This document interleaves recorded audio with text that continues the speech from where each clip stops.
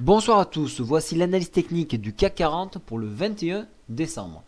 Alors aujourd'hui c'était une journée particulière, j'en ai pas parlé en vidéo, mais j'avais averti donc les gens par mail d'un décrochage possible et massif sur quelques indices qui envoyés en newsletter, notamment le silver et le gold qui se détachent donc à moins 4,23 sur l'or, pardon le silver, moins 1,88 sur l'or et le palladium moins 2,76. Alors on essaie de comprendre pourquoi, tout simplement parce que ce sont les échéances sur les matières premières.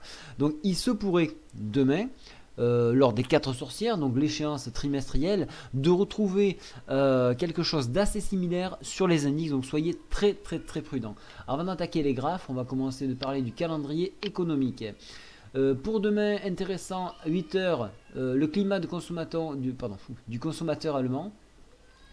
On sera intéressé par l'IPP espagnol ici, à 9h.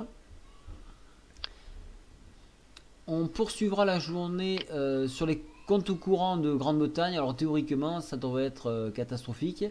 Le PIB, c'est pas vraiment utile. C'est pas une stat, on l'a bien vu d'ailleurs aujourd'hui, ça n'a pas été bien répercuté. Ce qui est intéressant par contre, c'est la commande principale des biens durables aux US. Alors ça, c'est très important.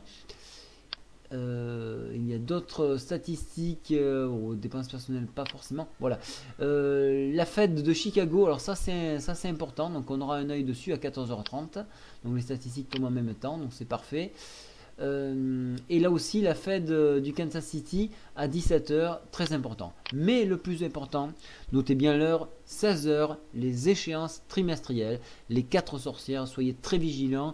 Dernière sorcière de l'année, on risquerait d'avoir un tournant massif avec un écrasement de tous les indices, ce qui mécaniquement entraînerait probablement une spirale baissière.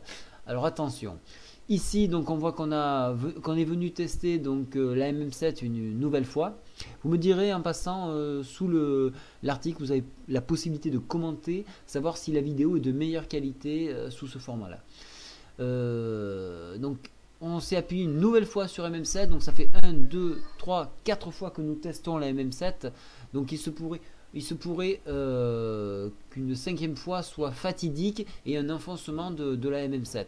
Alors en enfoncement MM7, on irait probablement chercher les 3600 assez rapidement sur la MM20. Alors pourquoi rapidement? Tout simplement à cause des échéances. Par extension, bien évidemment, un test des 3594 points.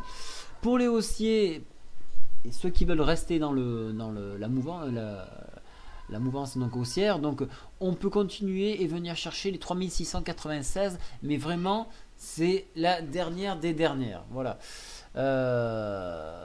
Aujourd'hui les volumes étaient un peu plus élevés, 2,5 milliards.